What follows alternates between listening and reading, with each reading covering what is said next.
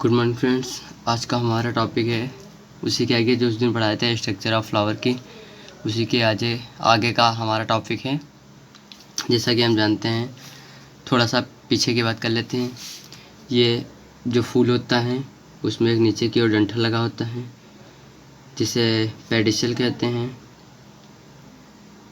Pedicel यानी कि पुष्पवृंत कहते हैं। अगर जो आप लोगों ने पीछे का वीडियो देखा होगा तो आपको ज़रूर समझ में आएगा। ये पेडिसल हो गया।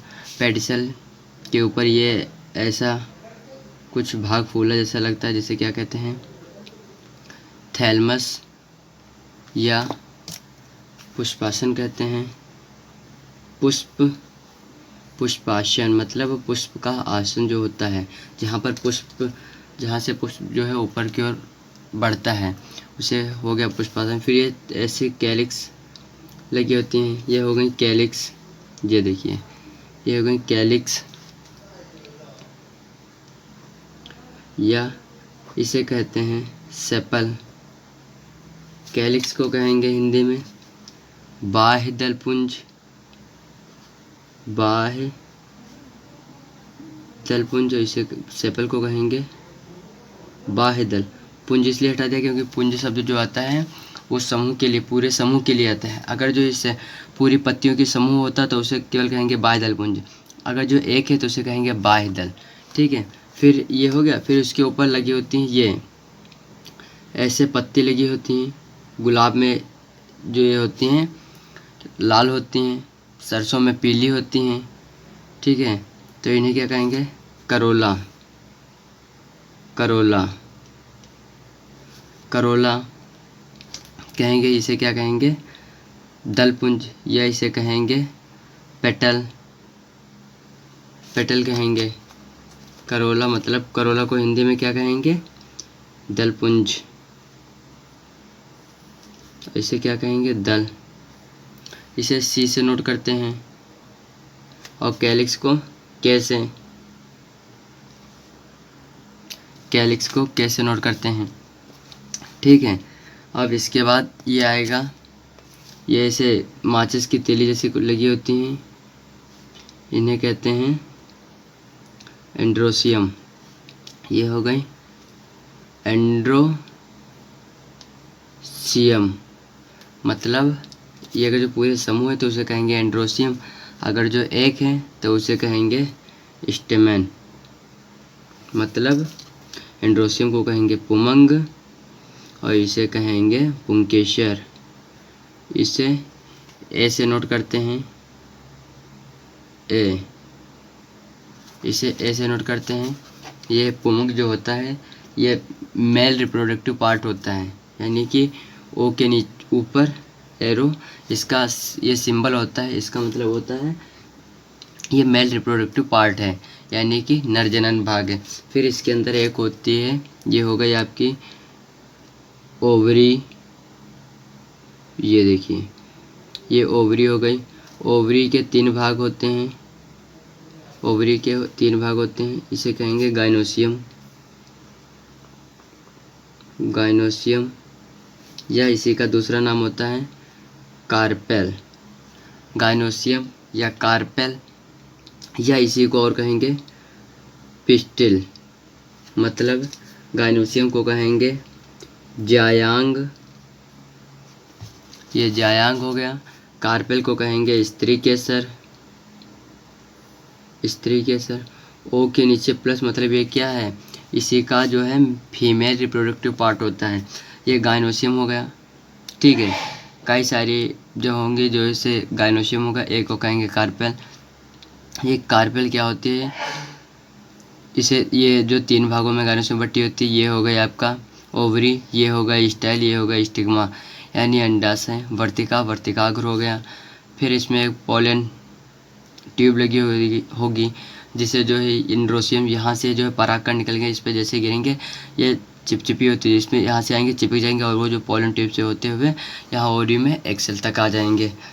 ठीक है, अगर जो ये ज़रूरी ही नहीं कि सभी में पेडिसल यानी पुष्पवृंत डंठल पाया ही जाए। जिनमें पुष्पवृंत ये पाया जाता है उन्हें क्या कहेंगे, पेडिसलाइट। पेडिसलाइट फ्लावर। यानी समवृत्ति पुष्प, और जिनमें नहीं पाया जाएगा उन्हें कहेंगे शुष्क फ्लावर, मतलब आवृत्ति पुष्प हो गया। ठीक है, अब इसके जो हम एक स्टेमन की बात करते हैं, स्टेमन कहें तो यानी गाइनोसियम वो एंड्रोसियम, ये हो गया हमारा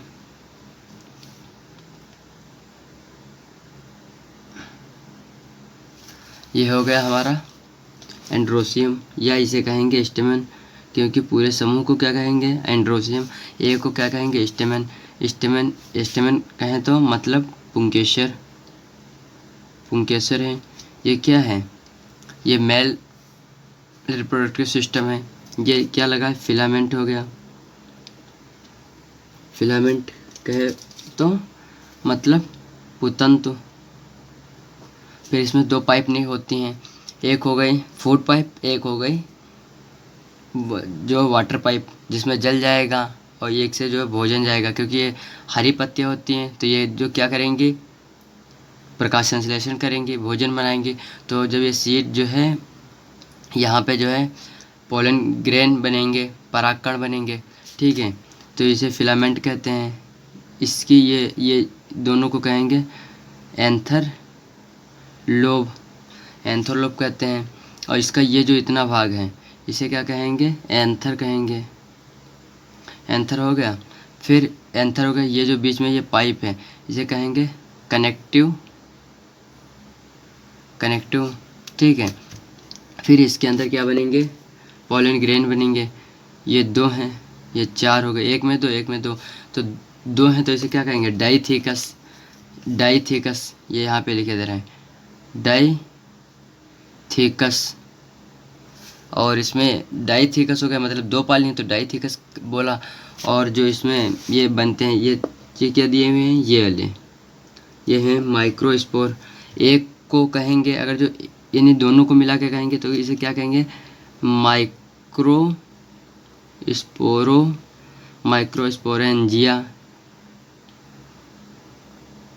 माइक्रोस्पोरेंजिया। अगर जो इसके एक को कहेंगे तो एक को क्या कहेंगे माइक्रोस्पोरेंजियम। यूएम लग जाएगा, अगर जो यूएम लगा है तो इसका मतलब एक वचन है, एक के लिए यूएम का प्रयोग करेंगे। अगर जो ए लगा है तो यानी कि ये दो यानी और तीन चार हो सकते हैं, उसके लिए ए का प्रयोग करेंगे। अब ये चार हैं तो इसे क्या कहेंगे टेट्रा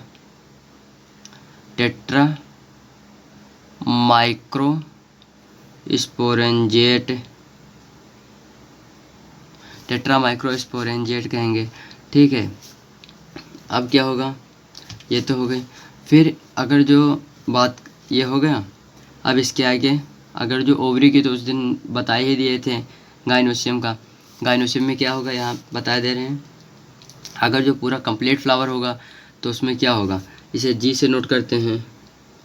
अगर जो कंप्लीट फ्लावर होगा तो उसमें क्या होगा आपका के होगा प्लस सी होगा प्लस ए होगा प्लस जी होगा। ये आपका कंप्लीट फ्लावर हो गया। कंप्लीट फ्लावर में कितने, ये चार भाग लेंगे, के प्लस सी प्लस ए, यानी कि कैलिक्स, करोला, एंड्रोसियम, गाइनोसियम। इसे कहेंगे कंप्लीट फ्लावर, यानी कि पूर्ण पुष्प। अगर जो इनकम्प्लीट है तो उसमें क्या क्या नहीं होगा, यानी आपकी कैलिक्स तो होंगी ही, प्लस करोला भी होगा, प्लस इसमें एंड्रोसियम में और गाइनोसियम में केवल एक ही होगा। अगर जो एंड्रोसियम होगा मतलब पुमंग होगा तो जो है गाइनोसियम नहीं होगी, यानी जायांग नहीं होगा। अगर जो जायांग हो तो एंड्रोसियम नहीं होगा। अगर जो जी है या बटे में ए लिखे दे रहे हैं, जी होगी तो एंड्रोसियम यानी गाइनोसियम होगा तो एंड्रोसियम नहीं होगा, एंड्रोसियम होगा तो गाइनोसियम नहीं होगा। इन्हें क्या कहेंगे इनकम्प्लीट फ्लावर हो गया। और जो है इधर बताते हैं जिनमें ये जो के प्लस सी ये क्या होते हैं एसेसरी वरल होते हैं, एसेसरी WHORAL एसेसरी वरल होते हैं। मतलब ये हो गए आपके सहायक चक्र। और जो ये होते हैं आपके G+A, ये होते हैं नेसेसरी वरल, मतलब आवश्यक चक्र, नेसेसरी वरल आवश्यक चक्र हो गए।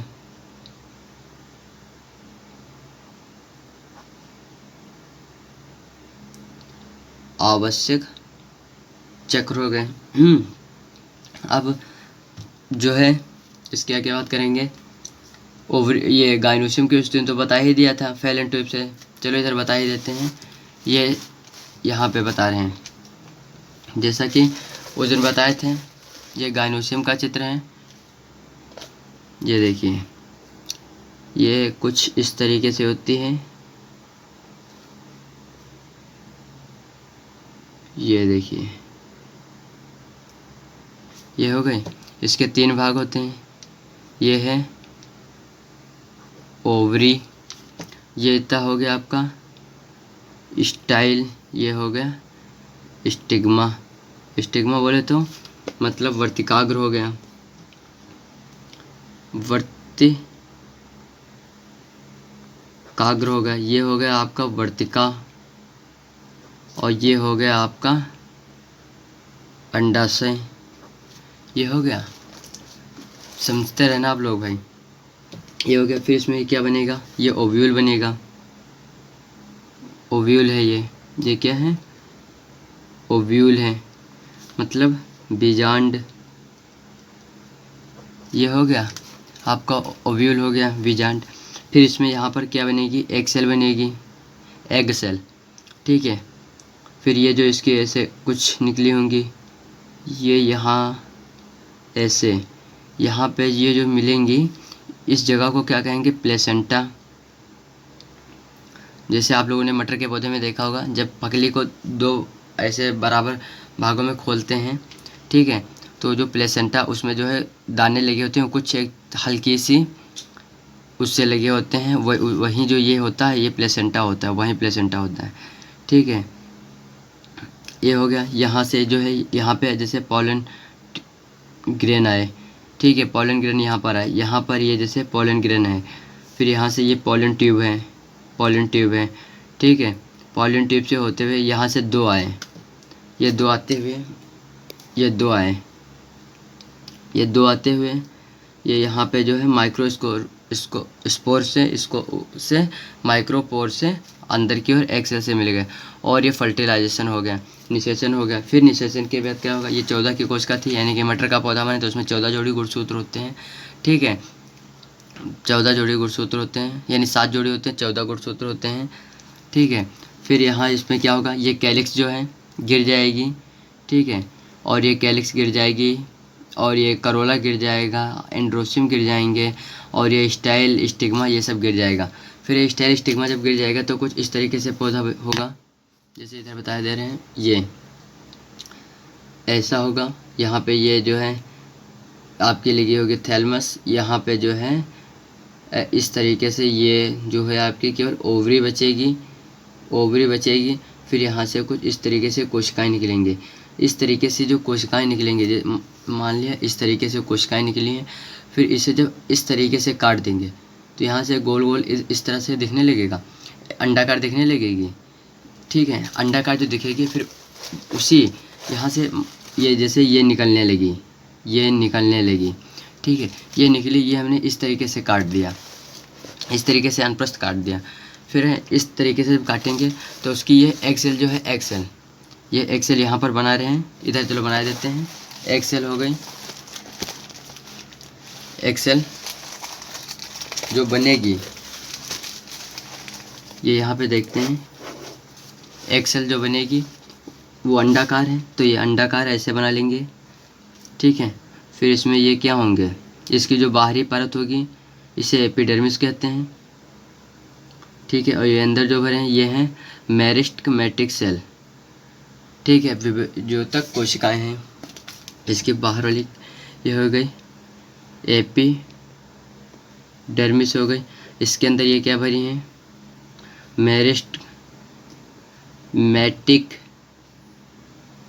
मेरिस्टेमेटिक सेल, ये हो गए।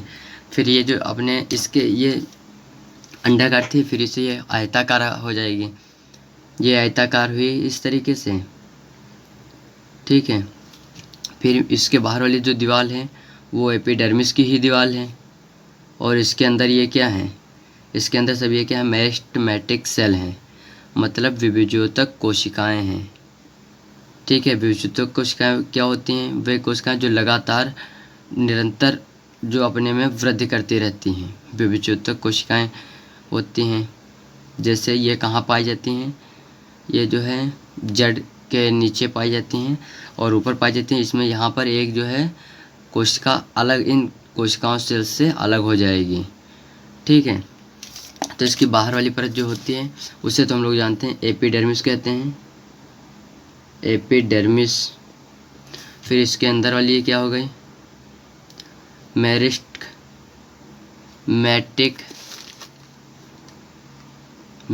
सेल हो गए। फिर ये वाली जो कोशिका है जो इन कोशिकाओं से अलग हो गई, इस वाली कोशिका को क्या कहेंगे,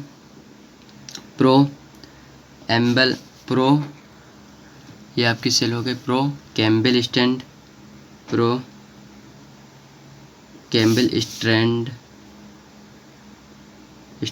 हो गए।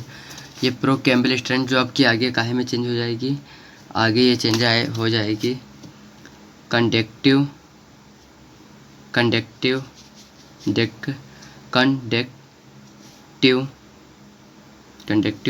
स्ट्रैंड में चेंज हो जाएगी। कंडक्टिव स्ट्रैंड दो प्रकार के होते हैं, एक हो गया आपका जाइलम, एक हो गया फ्लोएम, जाइलम फ्लोएम। अब ये जाइलम फ्लोएम क्या होते हैं ये समझ लेते हैं। जाइलम होते हैं जो जा फॉर जल और जा फॉर जाइलम, जो जल को ले जाते हैं, जैसे अभी हमने बोला था उसमें पीछे वाली एंड्रोसियम में बोला था, जो वो होता है हमारा फिलामेंट, उसमें दो पाइप होती हैं, ठीक है, एक भोजन ले जाने वाली और एक जल ले जाने, जो जल ले जाने वाली होती है उसी ही को क्या कहते हैं, जाइलम। याद रखना, जा फॉर जल, जा फॉर जाइलम, जो जल को ले जाती है उसे जाइलम कहते हैं। और फ्लोएम जो फूड को ले जाती हैं, यानी फ्लोएम फासे फूड, जो फूड को ले जाती हैं उसे फ्लोएम कहते हैं, ठीक है। फिर इसके बाद क्या होगा, इसके बाद फिर ये आयताकार जो ऐसे ही कोशिका हैं, फिर इसमें कुछ कोशिकाएं जो है अलग हो जाएंगी, जैसे ये हमारी कोशिकाएं जो खा पी के बड़ी हो गई, इनमें न्यूट्रिएंट्स हैं, ठीक है, पोषक पदार्थ हैं। इनके बाहर ये बाहर वाली लेयर तो हम लोग जानते ही हैं, एपिडर्मिस होती है, ठीक है, बाहर वाली लेयर हमारी एपिडर्मिस हो गई।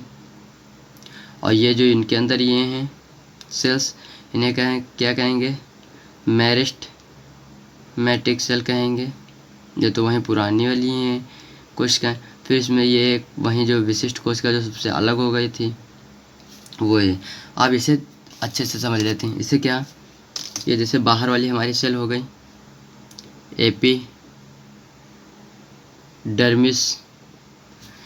ये कौन सी सेल हो गई, एपिडर्मल, ठीक है। ये क्या हो गई, मेरिस्टेमेटिक सेल, ये हो गई मेरिस्टेमेटिक सेल। और ये जो आपकी अलग कोशिकाओं से है इसे क्या कहेंगे, प्रोकैम्बियल स्ट्रैंड, ऐसे लिख दिया, समझ जाना, स्ट्रैंड, ठीक है। फिर ये वाली जो कोशिकाएं बनी, इन कोशिकाओं को क्या कहेंगे, इन कोशिकाओं को कहेंगे आर्किया,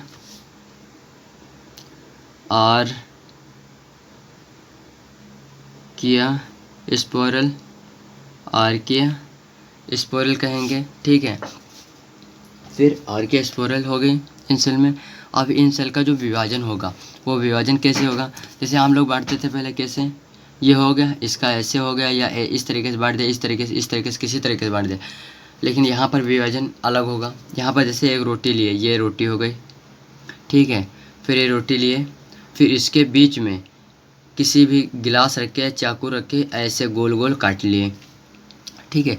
तो इस डिवीजन को क्या कहेंगे, पेरिक्लिनल डिवीजन, इस डिवीजन को कहेंगे पेरिक्लिनल डिवीजन, ठीक है। तो इसमें ये था, इसमें यानी कि एक सेल थी, अब ये क्या 2 में बढ़ गई, यानी वैसे गोल गोल काट ली तो समझो 2 कोशिकाएं हो गई।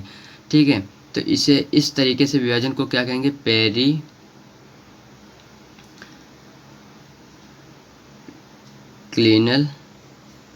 Division, प्रीक्लिनल division. ठीक है, अब इसके जो ये बाहरी वाली भाग है ये, यानी 2 विभाजन में बट गई, तो इसके ये होगी, इसे कहेंगे प्राइमरी, ये हो गई इधर, ये देखिए ये ऊपर वाली जो हो गई इसे कहेंगे primary parietal cell.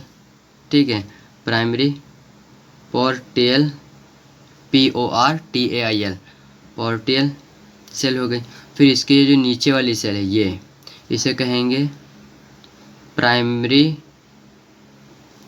Sporogenous, SPOROGENUS। Primary parietal cell ऊपर वाली को कहेंगे और नीचे वाली को कहेंगे प्राइमरी स्पोरोजीनस कहेंगे। ठीक है, अब फिर क्या होगा, इसमें आर्की स्पाइरल सेल ये हो गई आपकी। ठीक है, अब ये एक भाग को निकाल लेते हैं, अब इस सब में जो है ऐसे डिवीजन हो जाएगा। ठीक है, इसमें सब 2 केंद्रक बन जाएंगे, ये हो गया आपका। अब इसकी एक सेल को इधर उठा लेते हैं, ये वाले लिए, तो ये क्या 3 परतों से बनी है, ये देखिए ये हो गई बाहरी परत, ये हो गई, फिर दूसरी परत हो गई, फिर ये तीसरी परत हो गई, फिर उसके अंदर ये एक केंद्रक रखा है। ठीक है, केंद्रक रखा है ये, यानी कि इसमें ये केंद्रक रखे हैं। इसके ये बाहर वाली एपिडर्मिस जानते हैं पहले से, ये इसकी जो बाहर वाली हो गई इसे कहेंगे एंडोथीकम, इसे कहेंगे एंडोथीकम, थीकम। और ये जो बीच वाली है इसे कहेंगे, ये जो बीच वाली है इसे क्या कहेंगे, मिडिल लेयर, ये हो गया आपकी मिडिल लेयर। ठीक है, और फिर ये जो तीसरी वाली है ये वाली लेयर इसे कहेंगे टैपटम, टैपटम। ये मोस्ट लेयर होती है क्योंकि ये क्या है, ये जो अंदर ये हैं केंद्रक, इनको भोजन देने के लिए ये खुद को मार देती हैं, फिर जो खुद को मारेगी फिर इनसे जो न्यूट्रिएंट्स हैं, पोषक तत्व हैं, वो इनको मिल जाएंगे और ये जो अपनी संख्या में वृद्धि कर लेंगे। फिर ये जो तीनों हैं ये क्या बनाती हैं, ये बनाती हैं माइक्रोस्पोर की लेयर, यानी कि माइक्रो, इधर लिखे दे रहे हैं स्पोर, माइक्रोस्पोर की वॉल, मतलब माइक्रोस्पोर की वॉल बनाएंगे। और ये जो होती हैं ये इन कोशिकाओं को क्या कहेंगे, MMC, ये हो जाएगा पूरा नाम, माइक्रोस्पोरो मदर, ये इधर लिखे थे दिख नहीं रहा होगा आप लोगों को, ये लिखेंगे माइक्रोस्पोरो mother, MOTHER cell, माइक्रोस्पोरो mother cell. अभी हम लोग किसका पेड़ लेकर चल रहे थे, मटर का, तो उसमें क्या होते हैं 7 जोड़ी क्रोमोसोम गुणसूत्र होते हैं। तो उसमें क्या होगा 7 जोड़ी जो क्रोमोसोम होते हैं, इधर देखते हैं, ये 7 जोड़ी मतलब अर्थात 14 क्रोमोसोम होते हैं। इसमें पहले मियोसिस फर्स्ट होगी, इधर लिखे दे रहे हैं मियोसिस फर्स्ट, या इसी को कहेंगे RD, मतलब रिडक्शनल डिवीज़न। तो इससे 14 वाली कोशिका से 7-7 वाली 2 कोशिकाएँ बन जाएगी। फिर 7-7 वाली कोशिका जब इसमें फिर मियोसिस सेकंड होगा तो इसमें भी 2 कोशिकाएँ बनेंगी, क्योंकि मियोसिस फर्स्ट में 2 कोशिकाएँ बनी थी, तो यानी कि मियोसिस सेकंड में 1 कोशिका से 2 कोशिकाएँ बनेंगी।